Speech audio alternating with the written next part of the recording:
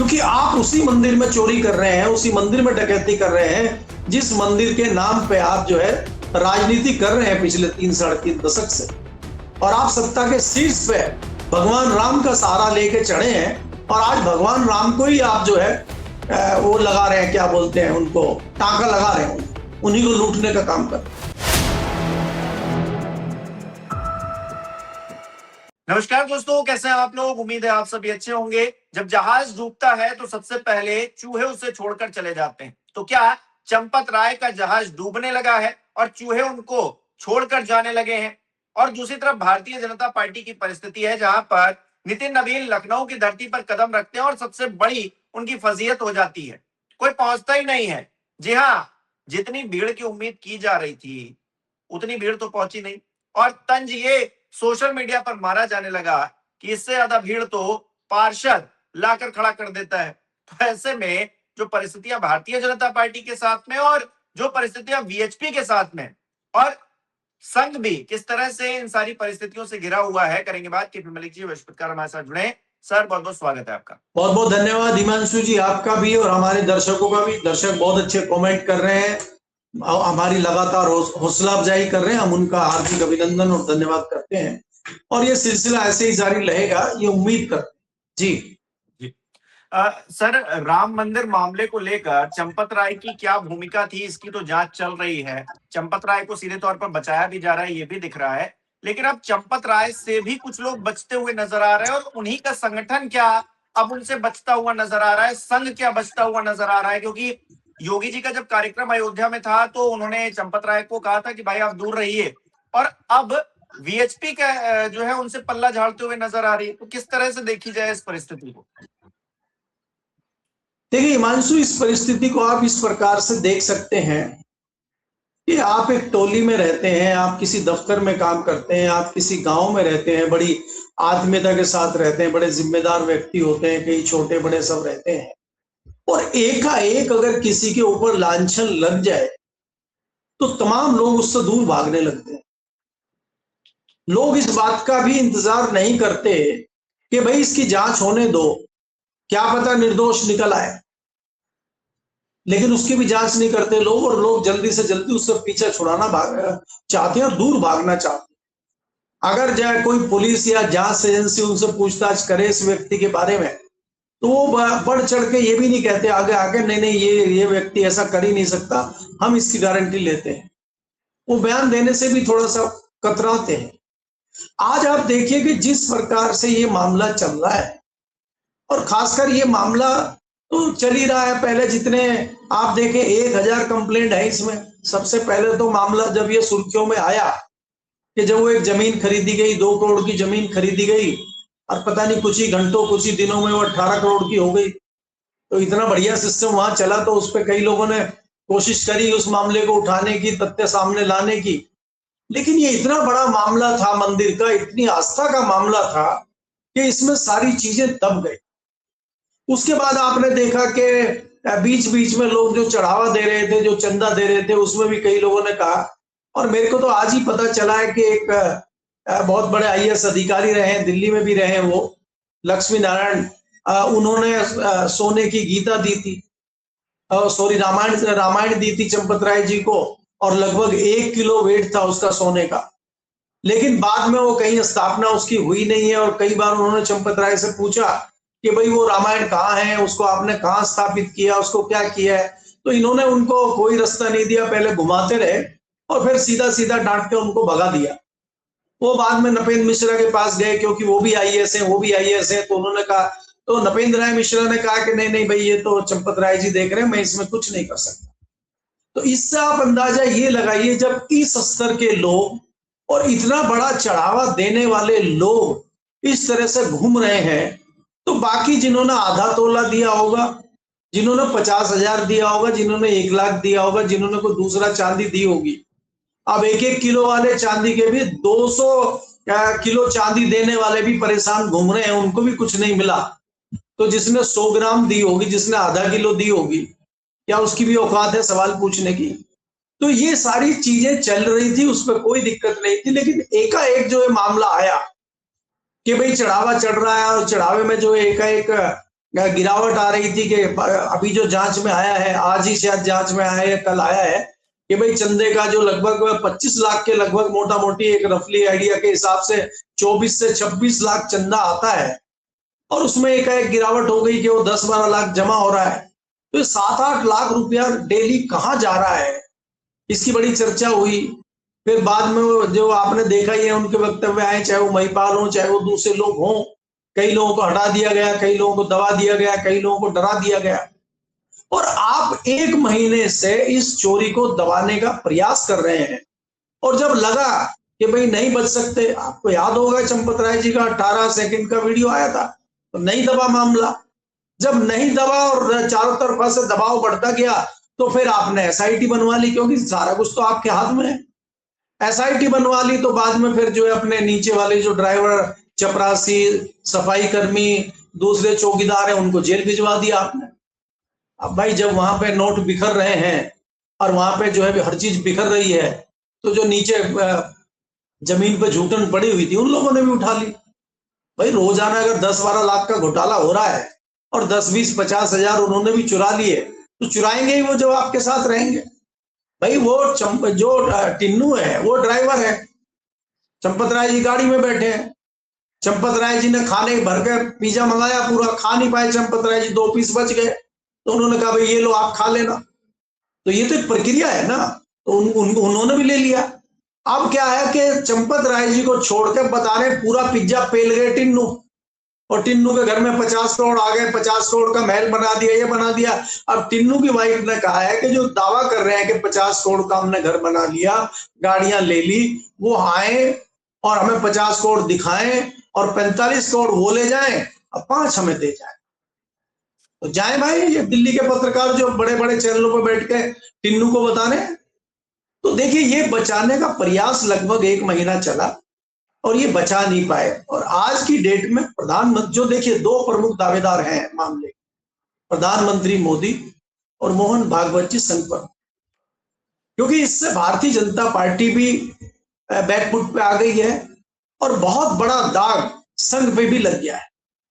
संघ पे जो दाग 1949 या उसमें जब महात्मा गांधी की हत्या हुई थी, तो वो जो दाग आरएसएस पे लगा था, ये दाग उससे कहीं बड़ा है। क्योंकि आप उसी मंदिर में चोरी कर रहे हैं, उसी मंदिर में डकैती कर रहे हैं, जिस मंदिर के नाम पे आप जो है राजनीति कर रहे हैं पिछले 3-3.5 दशक से, और आप सत्ता के शीर्ष पे भगवान राम का सहारा लेके चढ़े हैं, और आज भगवान राम को ही आप जो है वो लगा रहे हैं, क्या बोलते हैं उनको, टांका लगा रहे हैं, उन्हीं को लूटने का काम कर रहे हैं। तो इसलिए भगवान राम आपसे बदला ले रहे हैं, और आज भारतीय जनता पार्टी और संघ बैकफुट पे आ गए।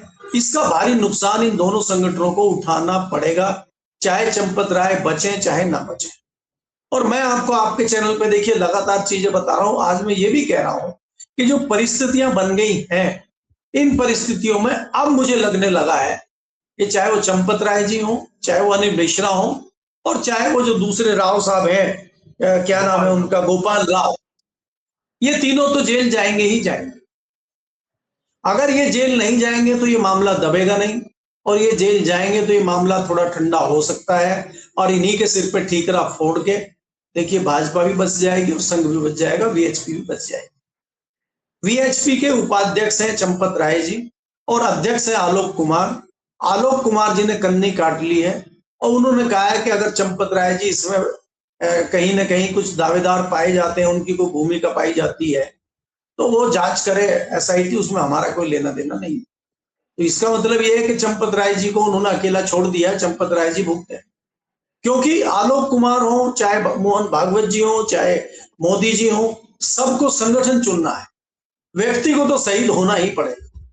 तो हम ये मान के चल रहे हैं कि क्या अब चंपत राय जी के शहीद होने का समय आ गया है, और चंपत राय जी को राजनीतिक तौर पर शहीद किया जाएगा साख बचाने के लिए संगठन की। ये परिस्थितियां आ गई हैं क्या? क्योंकि भारतीय जनता पार्टी को उत्तर प्रदेश में ही नहीं, जो 8 राज्यों में चुनाव है, सब जगह भारी नुकसान होने की आशंका है। और उत्तर प्रदेश में तो है ही, उत्तर प्रदेश में तो पहले ही हो चुका है, पहले ही स्थिति खराब है आपकी।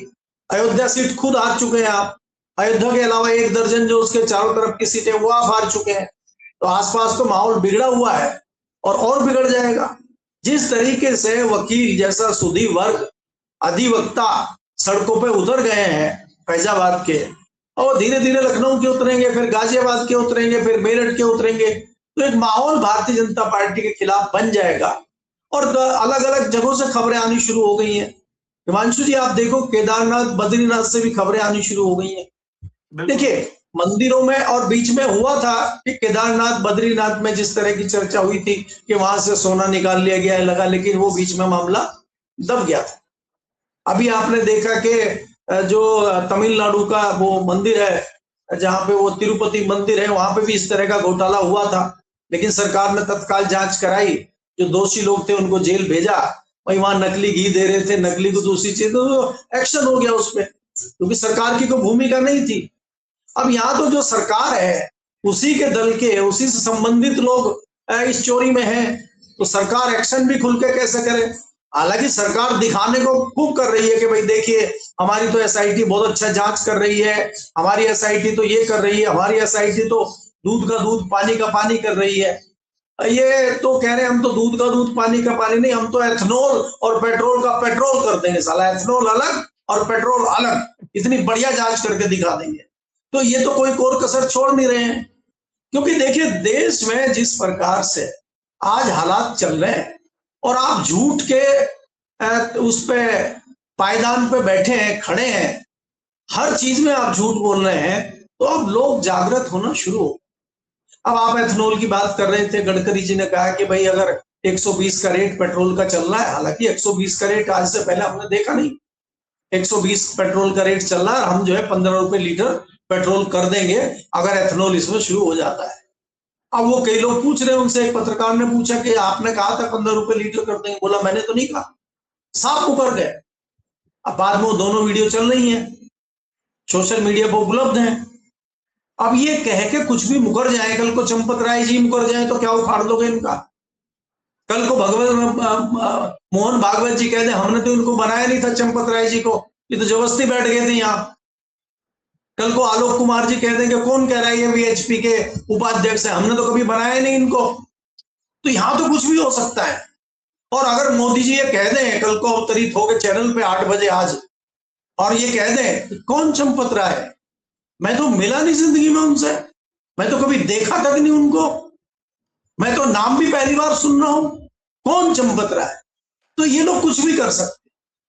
आज परिस्थितियां जिस प्रकार से आप देख रहे हैं, अब एक मंदिर का मुद्दा है, अभी के बद्रीनाथ केदारनाथ का आ गया, अभी दूसरे मुद्दे हैं, अभी वहां पे जंतर मंतर पे धरना चल रहा है, धर्मेंद्र प्रधान जी का वो इस्तीफा हो नहीं रहा है, मोदी जी उसको ऐसे चिपकाए हुए हैं सीने से, जैसे एक बंदरिया को आपने देखा हो बच्चे को चिपकाए रखती है, वो पानी में गिर जाए, वो पेड़ पे चढ़ जाए, वो नीचे गिर जाए, बच्चे को नहीं छोड़ती। तो मोदी जी सीने से चिपकाए हुए हैं धर्मेंद्र प्रधान को कि जब तक आग पूरी ना जल जाए, जब तक मामला पूरा ना हो जाए जैन जी का, तब तक नहीं छोड़ना है। तो देश में इस तरह की परिस्थितियां जब चल रही हैं, तो हालात तो आपके सामने आएंगे ही।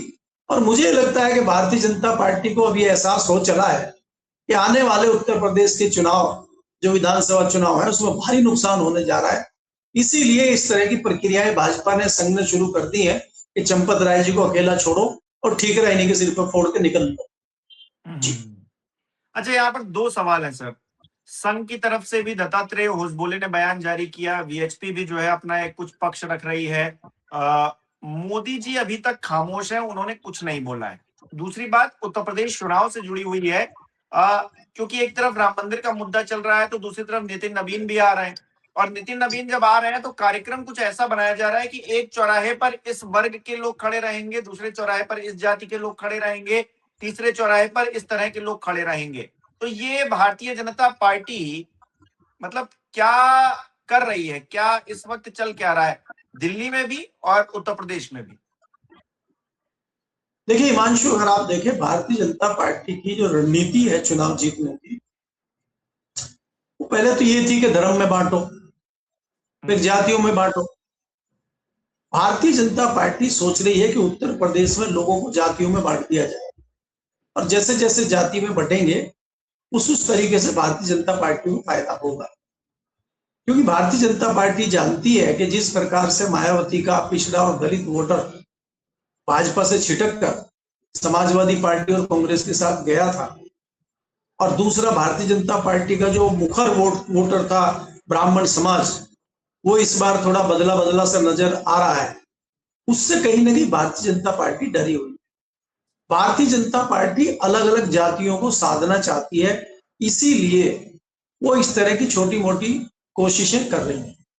लेकिन नितिन नवीन जी कितने बड़े मतलब कितना बड़ा उनका ऑरा है, कितने बड़े वो व्यक्ति हैं, कितने बड़े भारतीय जनता पार्टी के नेता हैं, तो वो तो आप भी जानते हो और मैं भी जानता हूं। नितिन नवीन जी और पंकज चौधरी कितना बड़ा करिश्मा उत्तर प्रदेश में कर देंगे, इससे ना आपको भी कोई ऐसा इसमें मुझे लग रहा है कोई गलतफहमी होगी, मुझे तो बिल्कुल नहीं। वहां पे अगर उत्तर प्रदेश में चुनाव होता है तो बाबा का सोटा कुछ चल सकता है, बाबा कुछ अपनी कानून व्यवस्था का हवाला दे सकते हैं, उस तरह का कुछ नाच कूद करें तो भारतीय जनता पार्टी को कुछ फायदा हो सकता है बाबा के नाम पे, क्योंकि बाबा इस चोरी में इन्वॉल्व नहीं है। बाबा के ऊपर कोई बहुत गंभीर आरोप अभी तक कोई उस तरह का दिखाई नहीं दे रहा है। तो भारतीय जनता पार्टी को अगर कोई फायदा मिलता हुआ दिख रहा है मुझे, वो सिर्फ योगी आदित्यनाथ का है कि उनके चेहरे पे अगर कुछ लोग भारतीय जनता पार्टी के साथ रहते हैं तो ये मैं मान सकता हूं। लेकिन अगर आप केंद्र की भारतीय जनता पार्टी या आप नितिन नवीन या पंकज चौधरी के चेहरे पे सोच रहे हो कि भारतीय जनता पार्टी को दिला ले जाएंगे, तो ये भारतीय जनता पार्टी की भी गलतफहमी है, और जिन्होंने उनको भेजा है उनकी और भी बड़ी गलतफहमी है। भारतीय जनता पार्टी अगर थोड़ा बहुत जो भी प्रदर्शन अच्छा करेगी उत्तर प्रदेश में, हालांकि उसकी संभावना बहुत कम दिखाई दे रही है, लेकिन अगर वो प्रदर्शन करती भी है तो उसमें जो राज्य की भाजपा है, जो योगी की भाजपा है, वो कुछ अच्छा प्रदर्शन कर सकती है। इसके अलावा अगर आप अपेक्षा कर रहे हो कि बहुत अच्छा ए.के. शर्मा रिजल्ट देंगे और ए.के. शर्मा के ऊपर इतने वोट पड़ जाएंगे कि वो गिनना मुश्किल हो जाएगा उनको, है ना। बाकी जो नितिन नवीन जी और ये पंकज चौधरी चले गए हैं, ये इतना वोट भाजपा को डलवा देंगे, ये पता चला जमानत जब्त हो जाए समाजवादी पार्टी की और कांग्रेस की, ऐसी परिस्थितियां बन जाए, तो वो यही सोच सकते हो, हम और आपको नहीं सोचना चाहिए। क्योंकि स्थिति अगर इतनी खराब ना होती तो प्रधानमंत्री जी और मोहन भागवत जी का वक्तव्य बहुत पहले आ चुका हो।